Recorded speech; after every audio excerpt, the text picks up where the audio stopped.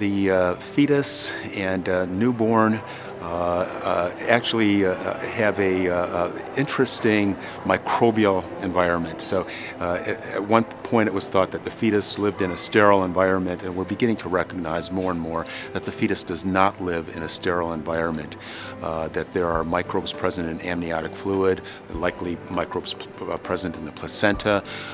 We find microbes in the baby's meconium, the baby's first stool, after the baby is born, which signifies that there is a microbial fetal environment.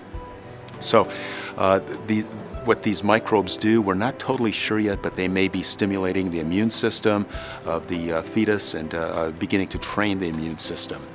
And after the baby is born, there's a large influx of microbes from the environment. Some of these microbes may actually be coming from the mother's own milk, the baby's own mother's milk. And the role these microbes play, we still don't fully understand. But we think that they may have an effect on the developing gastrointestinal tract, again, training the gastrointestinal tract's immune system. So in terms of the microbial environment, we're beginning to realize that if you find microbes in milk, don't throw it away. It could have a very beneficial effect. The other lecture had to do with some of the dogmas that we have about human milk, and especially donor milk. There are recommendations that we should be using only baby's own mother's milk or donor milk in neonatal intensive care units.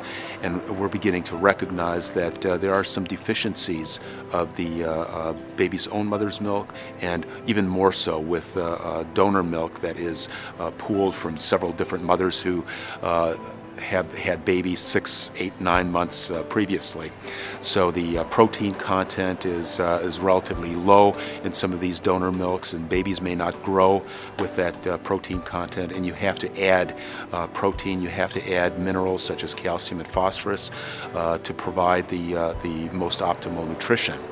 And whether donor milk is actually protective against some of the diseases that we see in preterm babies, such as necrotizing enterocolitis, I think we have to look very carefully at the studies that have been done, and perhaps continue to do some studies going forward that will actually help us understand this better and how we can best provide human milk to help prevent necrotizing enterocolitis and some of these other diseases that we see in preterm babies.